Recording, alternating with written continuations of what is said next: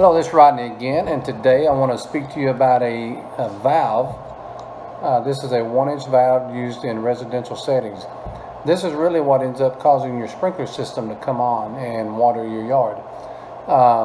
This will be in the ground. You'll see little round green boxes about the size of about 6 inches in diameter, maybe 10 inches in diameter, that are in your grass. And inside those boxes you will find this valve. And what happens is when you have your controller in the garage, it is wired to this valve. And when you have it programmed to come on at a certain time and a certain day, it basically comes on and tells the valve to open up and begin watering. So what happens is you have two wires here that connect to what's called the solenoid, this piece right here, which is what basically turns it on. So when you get your activation from the controller, one of these goes to the common wire, which is generally white, and then another wire goes to what is called the lead wire, which is the wire going from the controller directly to this valve. The common wire will continue on to all of the valves. So that's what that does. This solenoid has a piece in there that basically is a spring, and it pops up and it opens up the valve. So inside the valve, if I were to take this apart, you'll find a rubber diaphragm, and basically that sits down inside and closes off the valve. But when the controller in the garage tells this to come on, then that diaphragm opens up and allows water to pass through the valve into the pipe to your sprinkler heads.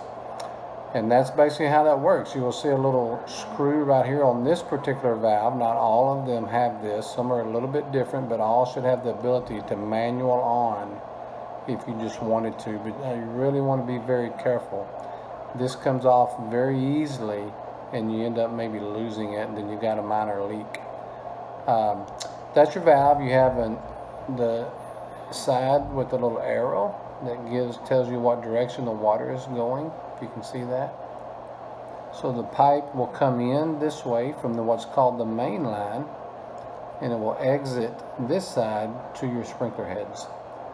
And that is a valve. So if you have an area of your yard that you say doesn't come on, not watering, it's going to be your valve that probably more than likely is the problem. And in many cases it may only be the solenoid. And this screws off, and you can put on a new solenoid. Sometimes, if a valve sticks on, is what we refer to it as, meaning it never shuts off, then it may be the diaphragm on the inside. Trash can get in here. Trash meaning a pin size of a leaf or a little pebble can get inside and cause this diaphragm not to close all the way, meaning the water is going to continuously run even though it says that it's off at the controller. So when you have a zone that sticks on and never shuts off, if you go to the controller and turn it off, it will not shut off. You have to shut it off at the meter or at the double check in the front yard and then replace this valve. And that's about it on the valve. If you have any questions, you can give us a call. Down here at the bottom you'll see our contact information. And please view other videos that we have posted about sprinkler tips, and hope you learned something from this one. Thanks, and have a great day.